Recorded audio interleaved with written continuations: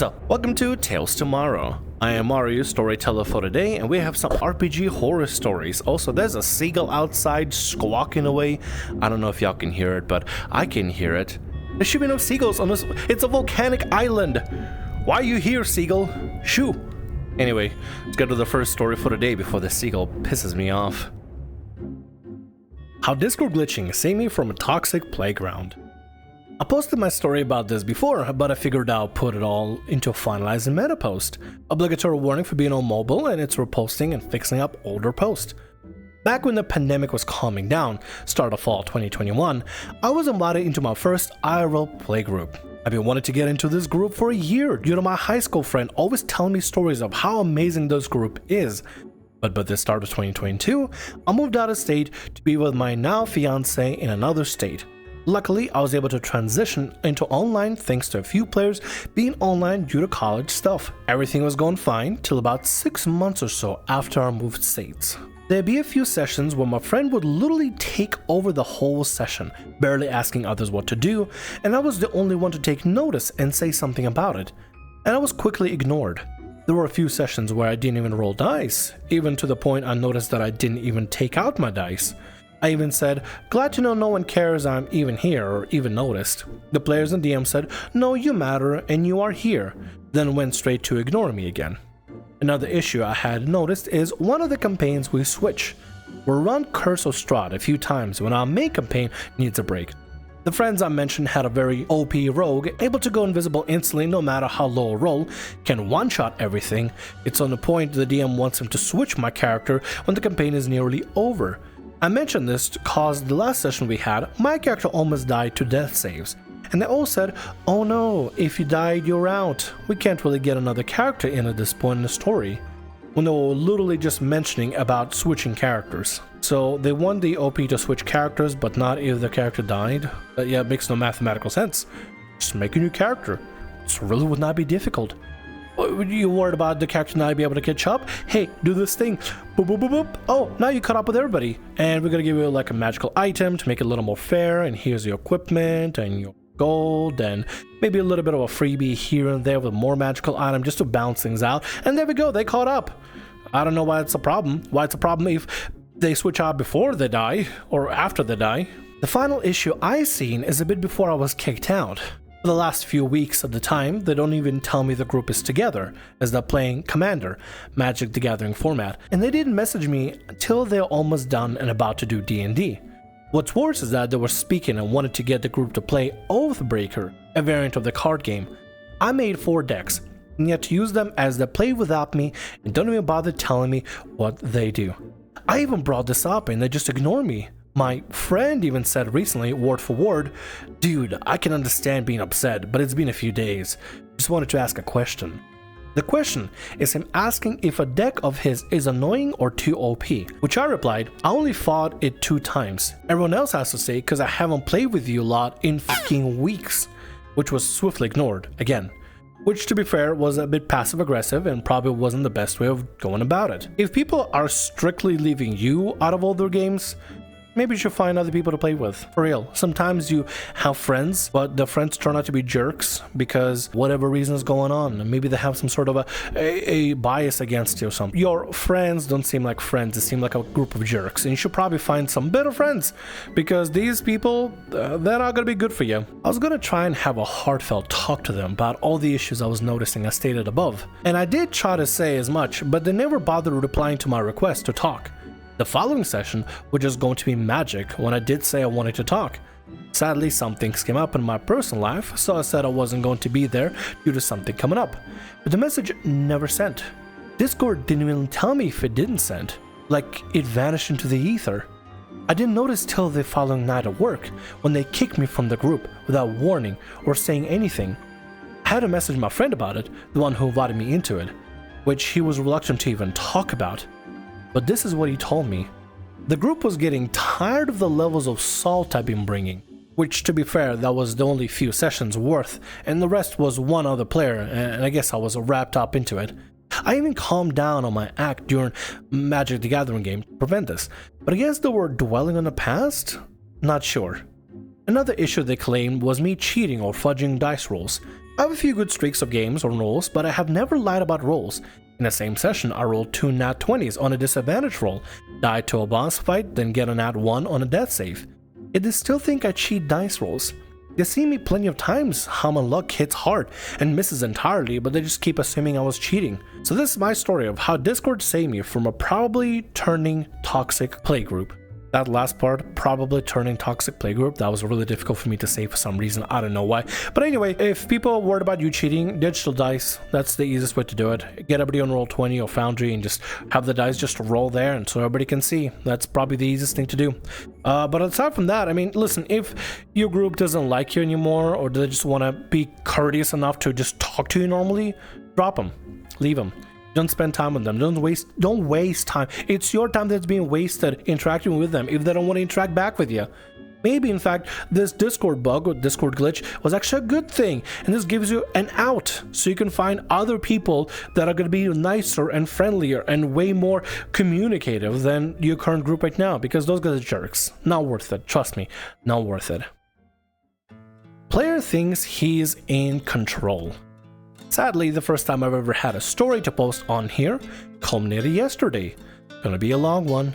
The party consists of Rogue, my wife, Barbarian, problem player and neighbor, Ranger, another neighbor, Druid, other neighbor's wife, and Cleric, close friend of 10 years.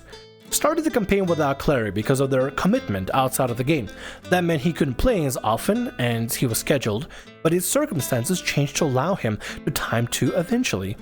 We had about 6 to 7 sessions with our cleric before he asked if he could join, to which I asked the group and said that if we didn't all agree, then it was a no.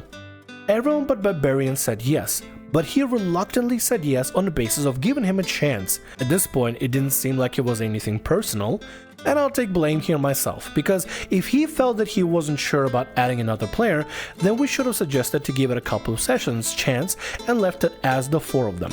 First session in with Cleric, and things go immediately awkward when he makes a joke intended for banter at Barbarian's expense. Something about him crying outside of game, I can't remember exactly, but Cleric also made jokes about himself and apologized in session for the offense caused. The rest of the session goes awkward, and I speak to the group individually to see how they felt about it, to which everyone raised the same concern about Barbarian acting out against Cleric after the joke, and Cleric not having understood his own character and introduction very well, despite having nearly a full week to read over what both me and I had written. I feel like this is kind of getting to the point where maybe the Barbarian and Cleric are both problem players, maybe, not to prejudge ahead of time, but if there's already awkwardness, and the awkwardness is coming because a new person was added and one of the current players is unhappy, you decide to add an extra person to the group. Everybody but the one person is okay with it, but eventually they decide to agree with the rest. Sure, the person's added, and now there's problems. If you have no context with the story, you probably assume that, oh, this new person being added, they're the problem, because the group was fine beforehand. So it could be. I'm not saying Cleric is bad, right? There's a lot more to this story, but I'm just saying, as devil's advocate, haha, get it, devil, tiefling. As devil's advocate, we need to look at this objectively, or try to consider all possibilities. I don't know, maybe I'm just reading too hard into it. Let's get back to the story. Cleric has just gone through a breakup the week before session, and we thought it would be a good distraction. This was what also led to him not having read his introduction to the campaign. So I talked with Cleric about his actions, and he apologized again for the joke, and we have our usual end-of-week drink. Barbarian at this point had asked me to remove Cleric from the game, and I said I'd speak with them both about it to see if he could fix this, as a light-hearted joke within the session didn't seem right to just turf a player out. And I'm a fixer. Again, I understand that the initial mistake I made was bringing Cleric in after Barbarian was reluctant to add another player. Now, some background on Barbarian. He seemed great when we met him last summer. He and his partner were very welcoming people, and we all got very along really well. He claimed to be bisexual, and his partner is female. What we all ever heard from his previous sexual partners is that they were all male, that he and his partner hadn't had relations in about 6 months. The way he speaks about it all this though is to tell us this kind of partner is allegedly okay with him giving and receiving oral from men, not women, and not kissing anyone or having penetrative sex. We found this to be a lie a few months in when he rocked the boat by forcibly kissing one of our friend's sons, 18 years old, at a house party we introduced him in. Ew, gross. That's not just like some 18-year-old dude. That's someone's son. Ew, in your neighbors, ew. But yeah, Barbarian seems very, loose, a little too loose. Needs a bit of a leash, maybe. I don't know, maybe they into that thing. Maybe they don't need a leash. Maybe that's their kink. Ew, gross. Anyway, ew, that's a neighbor. You have two neighbors. I don't know, that's weird to me, dude. That's weird. Ugh. Don't forcibly kiss somebody. I feel it's important to add this, as over the months, it became clear that he found me attractive. He told everyone in the group at a different house party. I had to set boundaries with him after he groped me a couple of times. Ew, yeah, you should have kicked the Barbarian immediately. Should have stopped talking to him. Dude, listen, like, I'm into loot stuff, but if somebody gropes me and I'm not into them, I would immediately be like, no. Back away, back off, not interested in ya. Doesn't matter if it's a guy or gal. Like, I don't care. I don't care for inappropriate groping. Gross. Actually gross. Actually gross. Why do you have Barbarian in the game in the first place if they're that gross? After this, we have another end of week drink, and Barbarian and Cleric have a talk with each other and both make apologies to each other. Cleric for upsetting Barbarian initially, and Barbarian admitting that he attempted to have Cleric removed from the game because of the joke. All seem well and we move on, but there's still some tension under the surface between them at sessions. Barbarian now doesn't like Cleric's character, which could have been played off as an in-game thing, but it was clear it wasn't the case. This was still personal. A couple of more sessions pass, and me and my wife find out she's pregnant. I'm not exactly happy about it, as I don't want any more kids, but I take my time coming around to the idea that another one is coming whether I like it or not. She begins to get excited, as do others when we pass the 12-week mark and start telling them. However, tragedy struck when 2 weeks later, we'll find out we're losing the baby, and my wife goes into self-destruct mode. It's now the 5th miscarriage she had in about 3 years. Oh, I am so sorry, OP. Oh, that's terrible, dude. That's awful. I'm sorry, guys. Oh, sessions start getting cancelled because she's choosing to drink the night before the sessions. She doesn't want to ruin the session with her being rough for them the next day. This obviously causes some annoyance with the group, and most of the group go about airing their frustrations gently, to which Rogue responds that she understands that she's losing interest in the game because of where her head is at. Dude, that's a lot to drop in a horror story. That's a lot to drop in a horror story. Oh, that is heavy. That is really heavy. Oh. But this next point, we've had nothing but problems trying to set up sessions since the start of the year. Someone would have other plans arranged. Someone would be sick. Someone would have a bout of anxiety. To a degree, yes, this did start over the course of losing the baby, but it came to 2 weeks back when Barbarian's partner had been gossiping with another of our neighbors about me and Rogue, to which we let them know we didn't appreciate it, and I ended up blowing up at said neighbor. Yeah, if neighbor gossip is not okay. It's like high school gossip. It's not alright. Don't be part of the gossip. Be part of the solution, not the problem. From here, however, the last session starts with Rogue announcing that she'll be playing a bit part role in the game now, so as to remove any possibility of sessions being cancelled over her. However, this session got cancelled half an hour into its start because our youngest son came down with a bug and started throwing up just after we gotten started. Ranger had some anxiety over seeing people throw up, so he freaks out over seeing it and has to leave. We abandoned the session to look after our son, and about an hour later, I come down with the same bug, and me and my son both have to go to bed. Jude and Barbarian leave to limit any contact they've already had with us and try making sure they're not gonna get sick. Barbarian avoids it. Jude is not so lucky and ends up quarantined on the floor top of her house so she doesn't pass it on to Ranger. But Cleric stays to help Rogue look after us. He comes down with the bug about a day later as well. After the recovery, we have our end of week drink the next week. But Cleric is busy, so he can't make it, and Ranger is still coming down from his anxiety over the previous week, so he and the druid don't come out either. But during this, Barbarian states that it might be best to take a break from the game to refresh and reset. Plus, the sun has been out a lot lately, so he wants to make the most of it. I'm not happy with this, but Rogue initially agrees, and reluctantly I agree to put something up in our group chat about it. About a day goes by, I speak to Druid, Ranger, and Cleric about the matter, and realize they haven't been given a choice in the matter, so I ask all how they feel about it.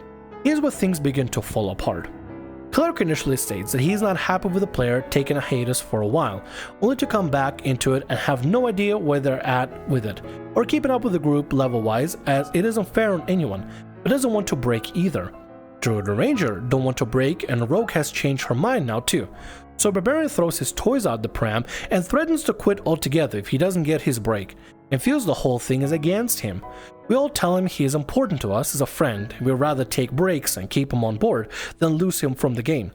He's happy with this, but still isn't happy about Rogue's decision to pop in and out of game, citing it as unacceptable. Barbarian, listen, Rogue is already going through a lot. She already went through a ton already as is. If she wants to take a step back and be able to not take such an important role so that everybody else can play, I think that's fine. I mean, if anything, that's very amicable of Rogue. I don't know why Barbarian has a problem with that. We then begin planning for a cleric to DM a Star Wars RPG, so those of us still wanting to play still have something to do while we wait for this break period out. Ooh, that sounds actually really fun. Barbarian gives his blessing over this and says to Ranger that he wouldn't be upset if he wanted to play in the meantime. When I asked Barbarian about this, he put it across in such a way that it made it seem like we would have had to have asked him first, because he was paranoid that go back to our promise to not touch the main campaign if we were to play, and I talked to him once more about this tension with Cleric. We established that it's not going away, and the best they can agree upon is to be civil. At this point, I'm about ready to give them both the ultimatum of either them make this work and cut out the passive-aggressive remarks and treatment of each other, or they both leave. This week, the Star Wars RPG fell apart before it even got started.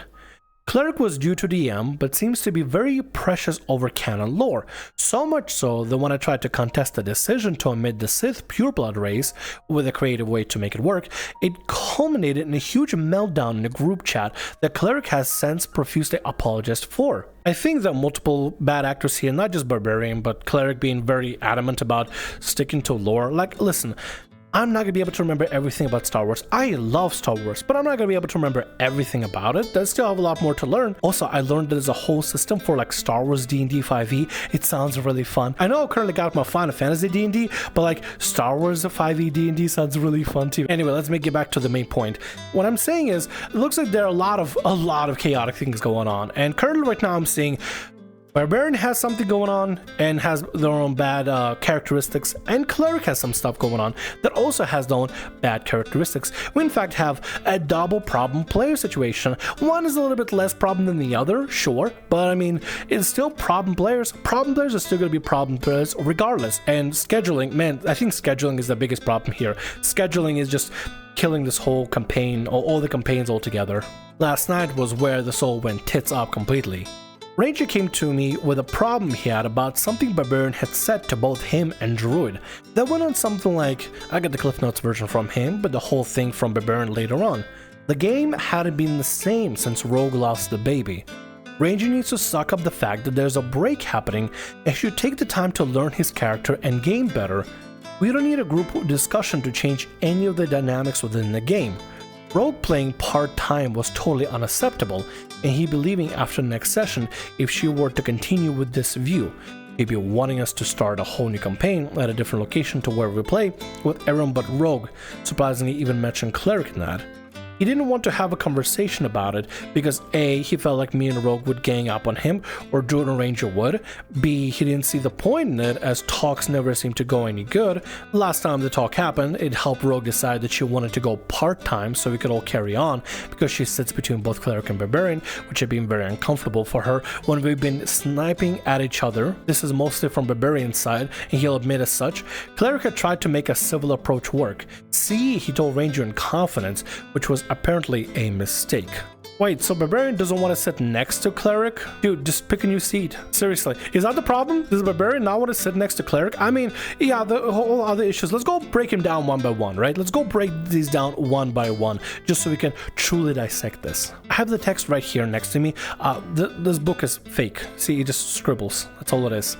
So I'm going to be reading off of here. 1. The game hasn't been the same since Rogue lost the baby. Yeah, no duh. What do you mean? It's a big thing that Rogue had to deal with. The Rogue and DM both had to deal with. Well, I guess OP at this point. But anyway, that's a lot to deal with. Of course, things are not going to be the same. But instead of being a dickhead about it and being like, oh, things are not the same, how about you try to do something to help Rogue? Or support her in some way, moral support, things like that. You know what she could use? She could probably use a really good friend, a really good neighbor, a really good TTRPG co-player. That's what she could use. She could use some support. Not you being a dickhead going, oh, things are not the same since you lost the baby. Yeah, no shit. 2, Ranger needs to suck up the fact that there's a break happening and should take the time to learn his character and the game better. But what if there's no break happening? I mean, yeah, Ranger should learn the character, sure, everybody should learn the character, that's completely fine, that's okay, that's fine and dandy. But like, why do things have to go by barbarian standards and not everybody else's? Why does barbarian think that they control what's going on? Now I understand the title of the story completely. I understand the title completely. Barbarian wants to be in control. Barbarian wants to be the one to decide what's happening, what's not happening. 3, we don't need a group discussion to change any of the dynamics within the game. Yes, you do. The whole group needs to be in on it. That doesn't make any sense. The whole group needs to know what's going on and decide to agree, disagree, or offer solutions. Simple as that. This third point makes no sense. 4, Rogue playing part-time was totally unacceptable, and he'd be leaving after next session if she were to continue with this view, or he'd be wanting us to start a whole new campaign, a different location to where we play with everyone but Rogue. Surprisingly, even mentioned Cleric and all that. Why do they have to go to a different location? The OP and Rogue are doing stuff at their own home. They can do stuff at their own home whenever they want to. Why do they have to change location? Why?